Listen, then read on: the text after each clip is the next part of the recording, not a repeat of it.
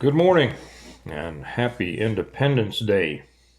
We celebrate on the 4th of July. When's the last time that you read the Declaration of Independence? Or when's the last time you heard it read? Uh, there have been great readers out there of the Declaration of Independence, and I have put some up on the Patreon channels before. But today I'm going to read it for anybody that would like to hear it. I think it's important for us to reflect on some of these things. The 4th day of July is the day that we commemorate. It's the day that we reflect on that. Actually, the agreement that became the Declaration of Independence, excuse me, was reached on the 2nd of July. It was the Lee Resolution, and then it was finally signed on the 4th. But on the 2nd or the 3rd, John Adams, in a letter to his wife Abigail, wrote this. He says, "The 2nd day of July, 1776, will be the most memorable epoch in the history of America. I am apt to believe that it will be celebrated by succeeding generations as the great anniversary festival. It ought to be commemorated as the day of deliverance by solemn acts of devotion to God Almighty. It ought to be solemnized with pomp and parade, with shows, games, sports, guns, bells, bonfires, and illuminations, from one end of this continent to the other, from this time forward, forevermore." Interesting observations in that. And so that's what we do. That's what we do these days from the time that we're kids. We love the fireworks. We sing the songs. Some of us, more than others, studied the background of what brought this about. And it was the match that lit the fire that brought us a republic that served us well for many years. As I read this, it's probably good for all of us to reflect as we hear these words how much of this has been able to withstand the years and how much of it may apply again today. So I'll leave that to you. I'll look forward to reading your comments down below. Remember that your comments are statements not just to me, but to other people. And for those of you who are listening around the world outside the United States, you may or may not understand, or to whatever extent, how we in the United States feel about the Declaration of Independence. For many of us, it's superior to our Constitution. And you may or may not understand how we feel about what's happened to our country, or at least how many of us feel about what's happened to our country. And as we read these words, I think that it's important that we reflect on how they might apply today. So I'll begin this, and everybody knows that at the top of the Declaration it says, "In Congress, July 4, 1776, the unanimous declaration of the 13 United States of America." It's important there to understand that the word united was not capitalized. It was used as an adjective. It was about the 13 states of America had come together in a united fashion to put forward this declaration. So it begins. Excuse me. "When, in the course of human events, it becomes necessary for one people to dissolve the political bands which have connected them with another, and to assume among the powers of the earth the separate and equal station to which the laws of nature and of nature's God entitle them, a decent respect to the opinions of mankind requires that they should declare the causes which impel them to the separation.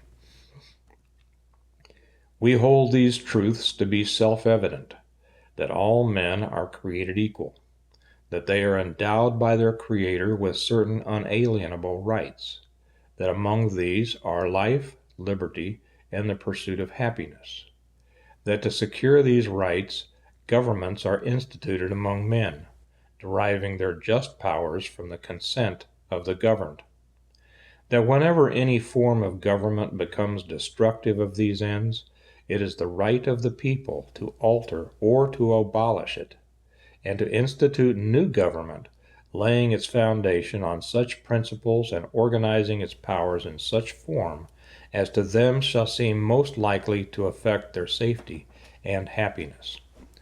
Prudence indeed will dictate that governments long established should not be changed for light and transient causes, and accordingly all experience hath shown that mankind are more disposed to suffer while evils are sufferable than to right themselves by abolishing the forms to which they are accustomed.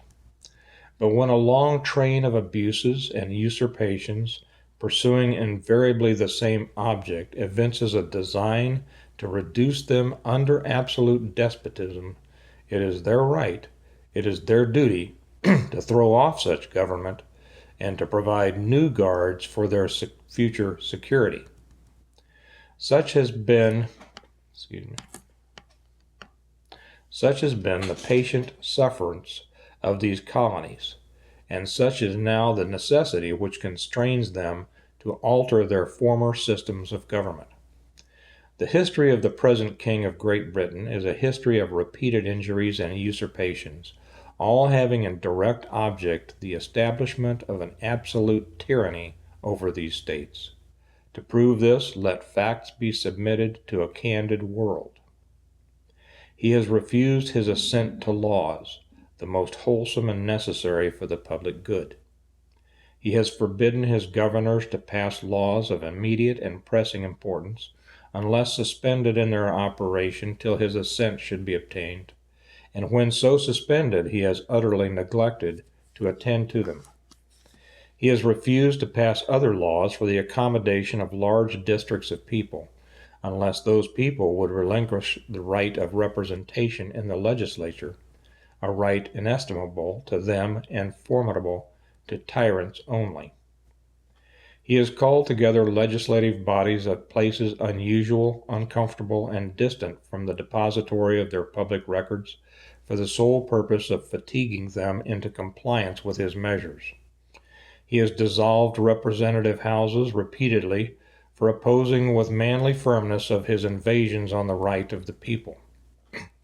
He has refused for a long time, after such dissolutions, to cause others to be elected, whereby the legislative powers, incapable of annihilation, have returned to the people at large for their exercise, the state remaining in the meantime exposed to all the dangers of invasion from without and convulsions within. He has endeavored to prevent the population of these states, for that purpose obstructing the laws for naturalization of foreigners, refusing to pass others to encourage their migrations hither, and raising the conditions of new appropriations of lands. He has obstructed the administration of justice by refusing his assent to laws for establishing judiciary powers. He has made judges dependent on his will alone for the tenure of their offices and the amount and payment of their salaries. He has erected a multitude of new offices, and sent hither swarms of officers to harass our people and eat out their substance. He has kept among us, in times of peace, standing armies without the consent of our legislatures. He has affected to render the military independent of and superior to the civil power. He has combined with others to subject us to a jurisdiction foreign to our Constitution and unacknowledged by our laws, giving his assent to their acts of pretended legislation,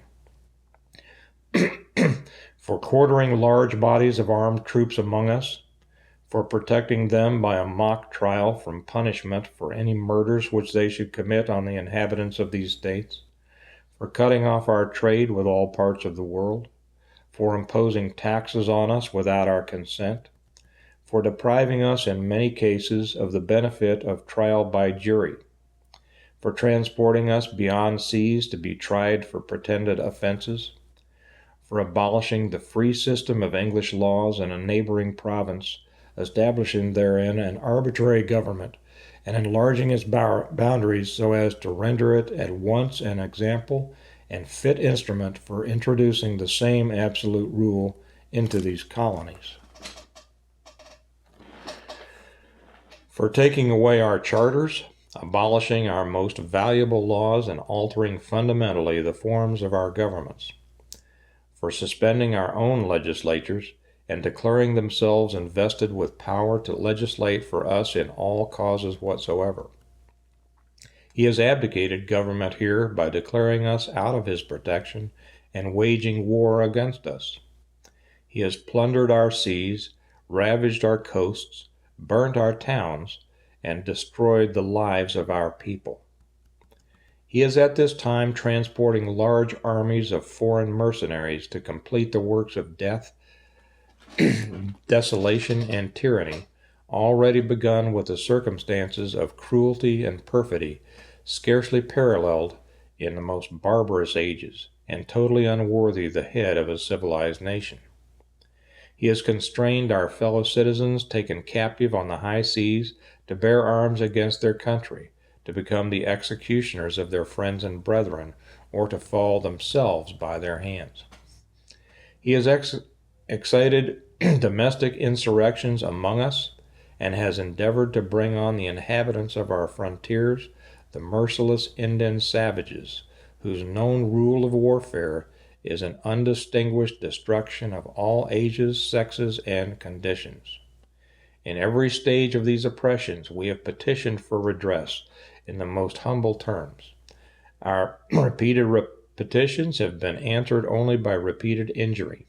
A prince whose character is thus marked by every act which may define a tyrant is unfit to be the ruler of a free people. Nor have we been wanting in attention to our British brethren. We have warned them from time to time of attempts by their legislature to extend an unwarrantable jurisdiction over us. We have reminded them of the circumstances of our emigration and settlement here. We have appealed to their native justice and magnanimity, and we have conjured them by the ties of our common kindred to disavow these usurpations, which would inevitably interrupt our connections and correspondence. They too have been deaf to the voice of justice and of consanguinity. We must therefore acquiesce in the necessity which denounces our separation, and hold them as we hold the rest of mankind, enemies in war, in peace, friends. We therefore, the representatives of the United States of America, in General Congress assembled, appealing to the Supreme Judge of the world for the rectitude of our intentions, do, in the name and by the authority of the good people of these colonies, solemnly publish and declare that these united colonies, again, small u and united, are, and of right, ought to be free and independent states, that they are absolved from all allegiance to the British Crown, and that all political connection between them and the state of Great Britain is and ought to be totally dissolved, and that as free and independent states they have full power to levy war, conclude peace, contract alliances, establish commerce, and to do all other acts and things which independent states may of right do. And for the support of the Declaration, with a firm reliance on the protection of divine providence, we mutually pledge to each other our lives, our fortunes, and our sacred honor.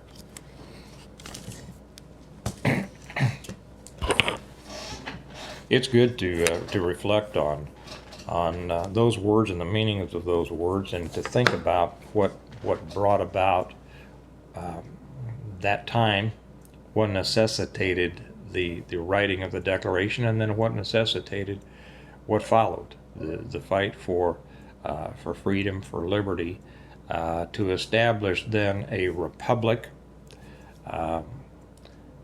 which, as was said, we have a republic as long as we can keep it.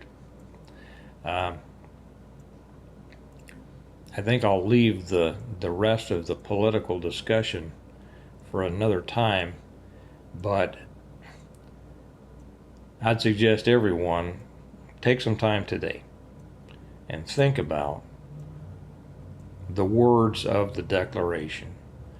Think about the importance of human liberty and of freedom. Think about those things which caused the men who wrote this, and the men who carried out the implementation that was necessary for the establishment of a new country. What drove them, what sustained them, what brought them to it, and to seriously consider and understand what parallels we can see in our time. You all have a good, great Independence Day. Be safe. Think about the real reason for it, and think about what is to become of our country and whose hands its future rests. Have a great day, and I'll talk to you later. Bye-bye.